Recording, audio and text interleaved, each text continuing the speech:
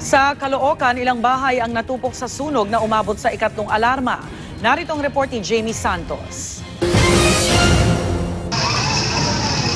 Sa cellphone video na ito na nakuha ng GMA News, kitang-kita kung paano nagngangalit ang apoy na bumabalot sa mga bahay sa isang compound sa 12th Avenue, Caloocan City kahapon. 5:37 ng hapon nang nagsimula ang sunog sa bahay ng isang nagngangalang Alex Gonzales. Wala raw sa bahay si Gonzales at nasa trabaho nang maganap ang sunog.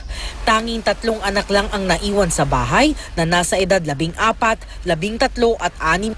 Nakausap namin ng isa sa anak ni Gonzales at kwento nito, may narinig daw silang pumutok sa may bubong na bahagi ng bahay. Kinabahan po kami, tapos kumalat po yung apoy sa hagdanan, doon po akit po kami. Oo.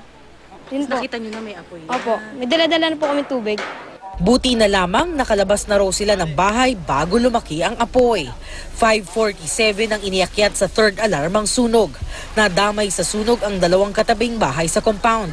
Isang 92 years old na babae ang nilapatan ng first aid dahil nahirapan huminga. Kinabahan naman si Cecilia Ramos nang malamang nasusunog ang bahay nila Gonzales. Para ko mamamatay. Hindi ko na nga alam kung paano ko nilakad yung iris hanggang pures.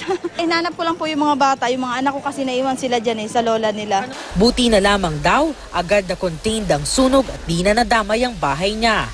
Pero binantayan din ito ng mga bumbero dahil nakitaan ng pag-aso ang bubungang bahagi ng bahay nila. Under investigation pa rin po. Patuloy pa tayo nangangalap ng mga impormasyon sa mga taong huling nanggaling po sa bahay. Patuloy pa rin daw iniimbestigahan ng sanhi ng sunog at pagtaya sa halaga ng pinsala nito. Ito ang unang balita sa Quezon City. Jamie Santos reporting.